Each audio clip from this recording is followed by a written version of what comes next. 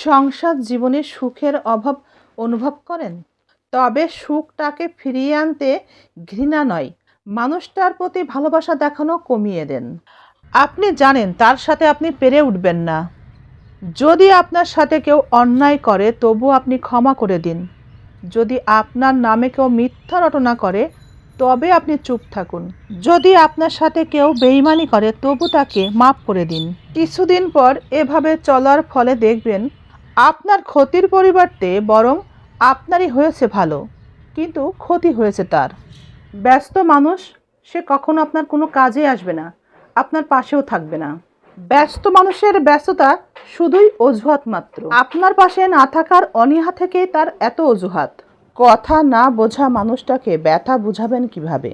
বাবা মায়ের পরে প্রত্যেকটা মেয়ে এমন একজন জীবন সঙ্গী চাই, যার সাথে সব কিছু শেয়ার করা যায়, যে মন খারাপটা বুঝে যায়, অতি যত্নে আগলে রাখতে চাই, যে রাগ করবে পরক্ষণে আবার ভালোবাসবে, বাবার মতো করে জীবনের বাকিটা পথ শক্ত করে হাত ধরে রাখবে। আমাদের সকলের জীবন সরল অঙ্কের মতো।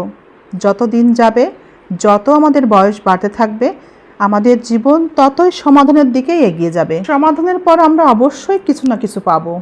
7 ধরনের মানুষ চেনা খুবই সহজ। অহংকার বলে দেয় তার কত টাকা রয়েছে, ব্যবহার বলে দেয় তার পরিবার কেমন, তার কথার ধরন বলে দেয় সে মানুষ হিসাবে কেমন। চতুর্থ, তার তর্ক বলে দেয় তার কতটা জ্ঞান রয়েছে, তার চোখ বলে দেয় তার উদ্দেশ্যটা আসলে কি। ষষ্ঠ, তার শরীর বলে দেয় সে কতটা পরিশ্রম করে। সপ্তম, তার হাসি বলে দেয় সে কতটা কষ্টে আসলে রয়েছে।